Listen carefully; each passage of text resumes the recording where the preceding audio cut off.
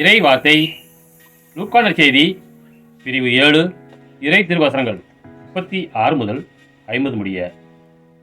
பரிசேயருள் ஒருவர் இயேசுவை தம்மோடு உண்பதற்கு அழைத்திருந்தார். அவரும் அந்த பரிசேயருடைய வீட்டிற்கு போய் பந்தியில் அமர்ந்தார். நகரில் பாவியான பெண் ஒருவர் இருந்தார். இயேசு பரிசேயருடைய வீட்டில் உணவு அருந்தப் போகிறார் என்பது அவருக்கு தெரிய வந்தது.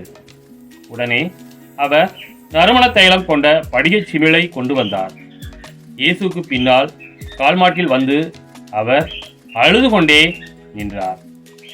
அவருடைய காலடிகளை தம் கண்ணீரால் நனைத்து தம் கூந்தலால் துடைத்து தொடர்ந்து முத்தமிட்டு அக்காலடிகளில் நறுமண தைலம் பூசினார். அவரை அழைத்த பரிசேயர் இதை கண்டு, இவர் ஓர் இறைவாக்கினர் என்றால் தம்மை தொடுகிற இவள் யார், எத்தகையவள் என்று அறிந்திருப்பார். இவள் பாவியாயிற்று என்று தமக்குள்ளே சொல்லிக் கொண்டார். இயேசு அவரை பார்த்து, சீமோனே, நான் உமக்கு ஒன்று சொல்ல வேண்டும் என்றார். அதற்கு அவர், போதகரே, சொல்லும் என்றார். அப்பொழுது அவர், கடன் கொடுப்பவர் ஒருவர் 500 தனாரியமும் மற்றவர் 50 தனாரியமுமாக இருவர் கடன் பட்டிருந்தனர். கடனை தீர்க்க அவர்களால் முடியாமற் போகவே இருவர் கடனையும் அவர் தள்ளுபடி செய்துவிட்டார். இவர்களுள் யார் அவரிடம் மிகுந்த அன்பு செலுத்துவார் என்று கேட்டார். சீமோன் மறுமொழியாக, அதிக கடனை யாருக்கு தள்ளுபடி செய்தாரோ அவரே என நினைக்கிறேன் என்றார்.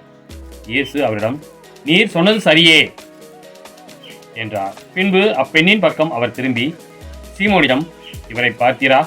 நான் உம்முடைய வீட்டிற்குள் வந்தபோது நீர் என் காலடிகளை கழுவ தண்ணீர் தரவில்லை. இவரோ தம் கண்ணீரால் என் காலடிகளை நனைத்து அவற்றை தமது கூந்தலால் துடைத்தார். நீர் எனக்கு முத்தம் கொடுக்கவில்லை. இவரோ நான் உள்ளே வந்தது முதல் என் காலடிகளை ஓயாமல் முத்தமிட்டுக் கொண்டே இருக்கிறார். நீர் எனது தலையில் எண்ணெய் பூசவில்லை. இவரோ என் காலடிகளில் நறுமண தைலம் பூசினார்.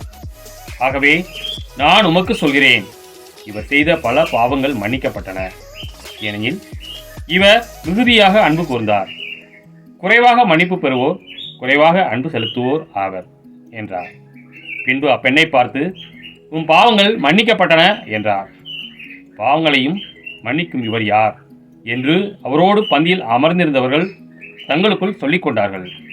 இயேசு அப்பெண்ணை நோக்கி, உமது நம்பிக்கை உம்மை மீட்டது, அமைதியுடன் செல்க என்றார்.